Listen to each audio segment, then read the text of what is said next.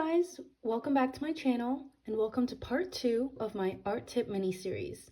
You can check out all the other parts of the series on the rest of my channel.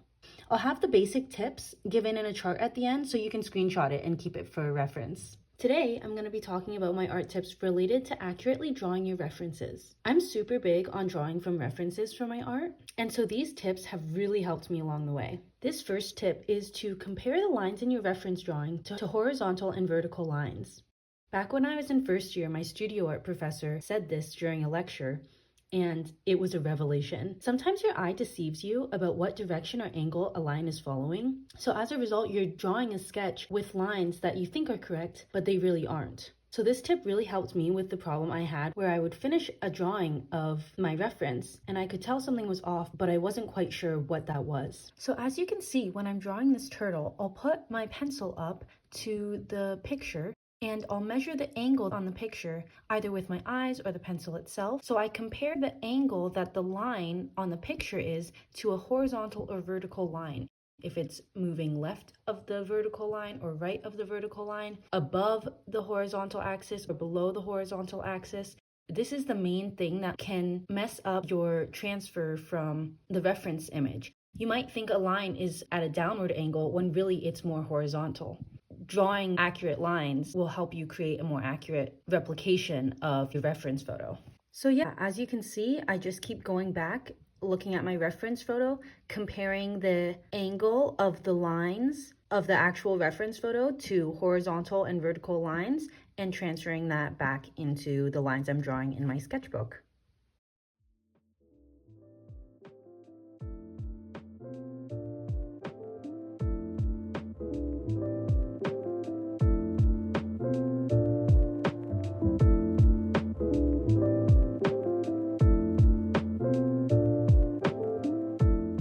As you can see here, I'm using the pencil itself, which you can do if you have your reference photo in front of you.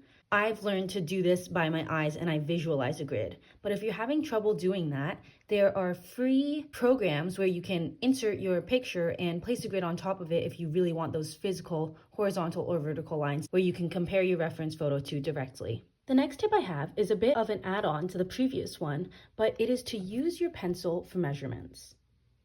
This is specifically helpful if you're doing observation drawings from life. You can use your pencil and hold it up in front of you as a horizontal or vertical line, and you can also use your thumb to help you measure the proportions.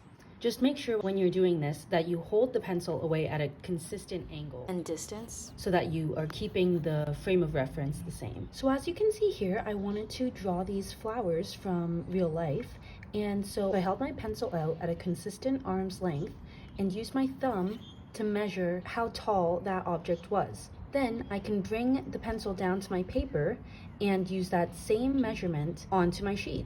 So as you can see, I'm measuring the height of the tallest tulip from top to bottom, and then I'm also measuring the height of the smaller tulip, and then also each flower bulb. So this tip is really good at giving approximations of objects' proportions relative to one another when you're drawing from life.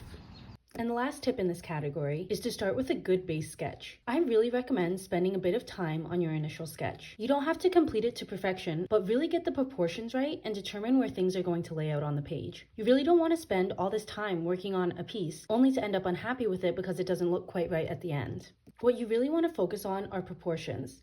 Proportions are everything. You can draw something with amazing and accurate color theory and artistic techniques, but it still might look off in the end if the proportions are incorrect. This is especially true with life-based subjects like faces and animals and bodies. But on the flip side, if your artwork is following the correct proportions, you can make it black or white, any type of colors you want, and it will still resemble what we see in real life. So if you want to accurately draw your reference photo, really spend the time to get the drawing done right, and you'll be really happy you did in the end. So those are the 3 tips I have for accurately drawing your reference photos. These tips changed the game for me, so I hope they can do that for you too if you've been struggling with transferring your reference to your sketchbook. Thank you so much for watching. In the next part of the mini-series, I'll be discussing my tips around achieving realism in your artwork. I'll see you guys in the next video. Happy creating!